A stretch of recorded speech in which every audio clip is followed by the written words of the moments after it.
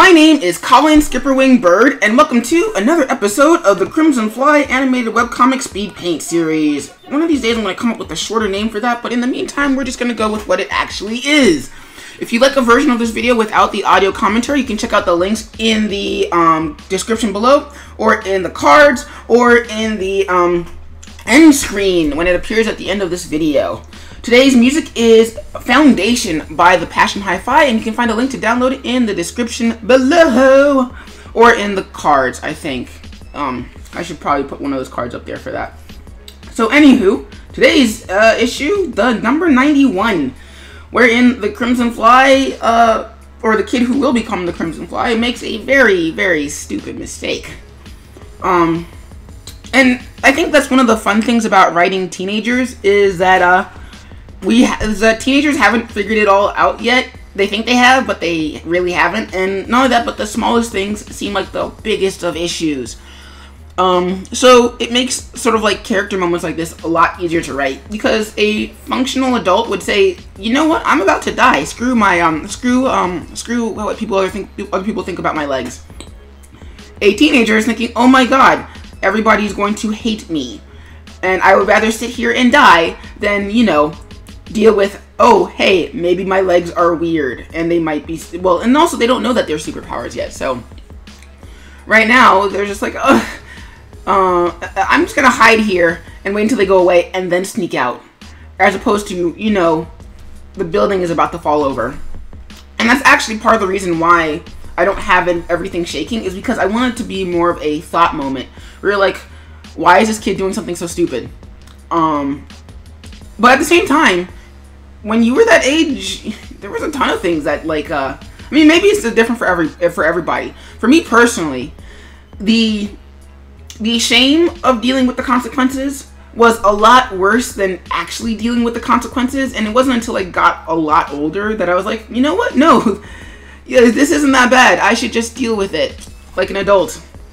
And, you know, that's when I started becoming an adult. But as a teenager, it's like, no, I'm going to do the stupid.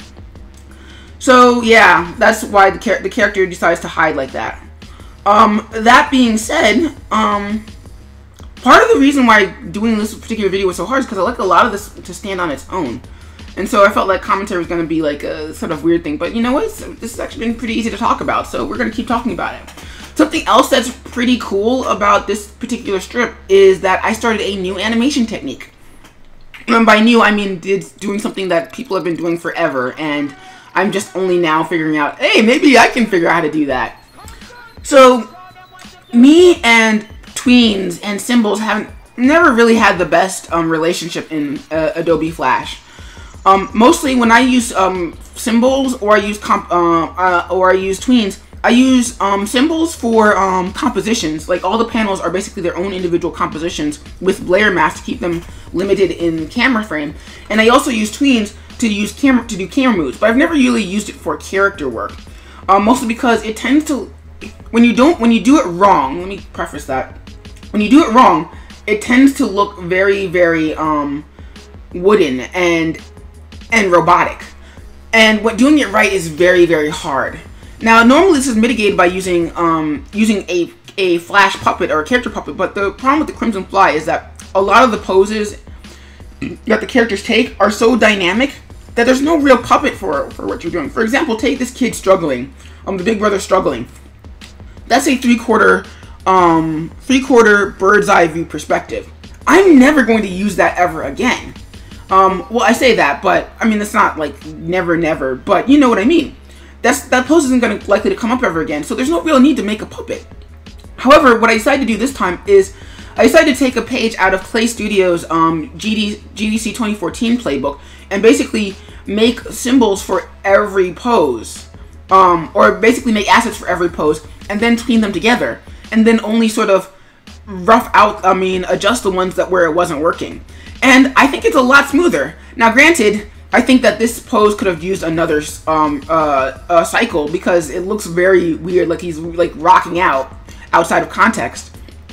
But it's very smooth, and I'm actually very proud of that animation, even if it's just for literally, I think, 10 seconds-ish.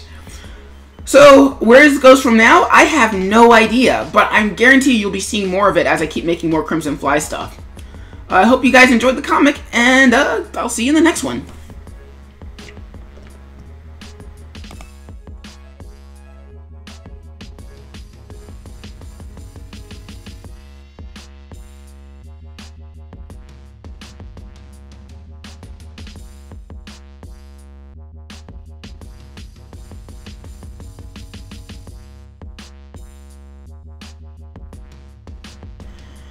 And that's it for today's strip. Please, if you like what you saw, please subscribe and use the notification bell to keep seeing more of these videos.